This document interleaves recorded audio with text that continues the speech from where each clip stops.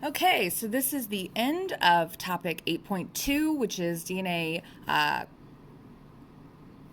extraction, purification, and quantification. Specifically, this is how we quantify DNA. Now, after you've purified your DNA, which we call the DNA lysate, that's what you get when you go through the purification and the extraction, you will need to quantify how much DNA your sample has to determine if it is a good sample or not. If it is not a good sample, you would not move on to do further procedures. If it is a good sample, you would keep it. And do whatever you need to do. PCR, gel electrophoresis, genetic engineering, restriction enzyme digest, whatever it is, you go do it with your DNA, but only once it's a good sample. Now, the piece of equipment we use to quantify the DNA is the spectrophotometer. Because it can measure the concentration of things using wavelength of light and absorbance of that light.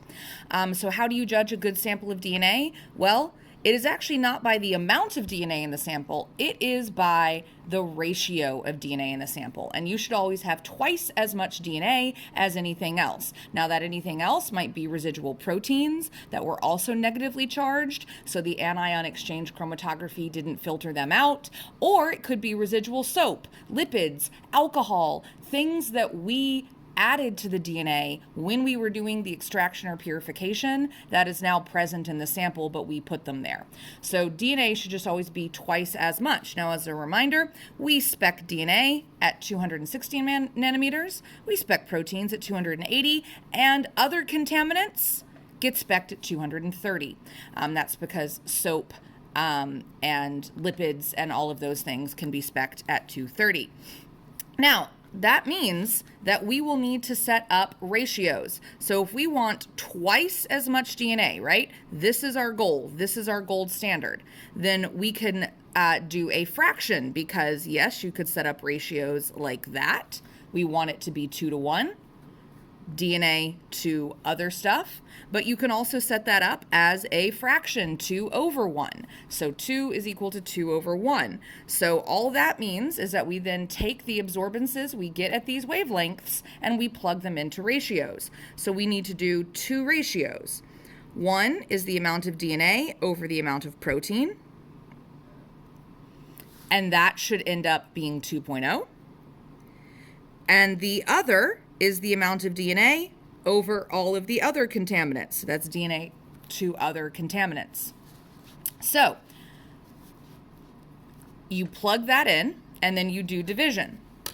So for example, you have spec'd your sample on all three of these wavelengths. So you know that's the absorbance for DNA, that's the absorbance for protein, that's the absorbance for other stuff.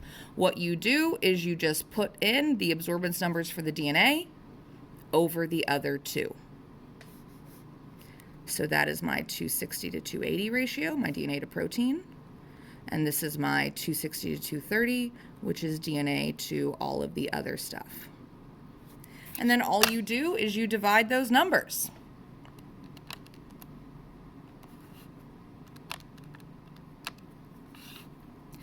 And that gives me 2.05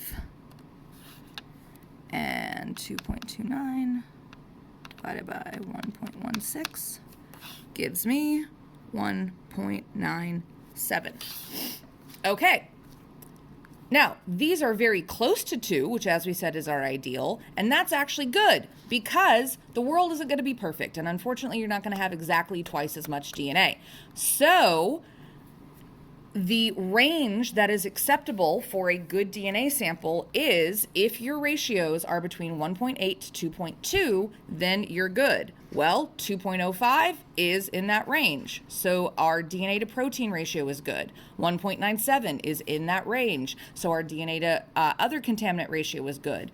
To be clear, both of these samples have to be both of these measurements or ratios have to be within this range for the DNA sample to be acceptable to use. Now, I will say this, I have seen a base practice question where this range was misprinted as 2.0 to 2.2. So they gave you these concentrations, or rather they gave you these absorbances, and you had to set up the ratios and calculate them on base. But in the question they said the acceptable range was 2.0 to 2.2. If they say that, you judge the range by what they say.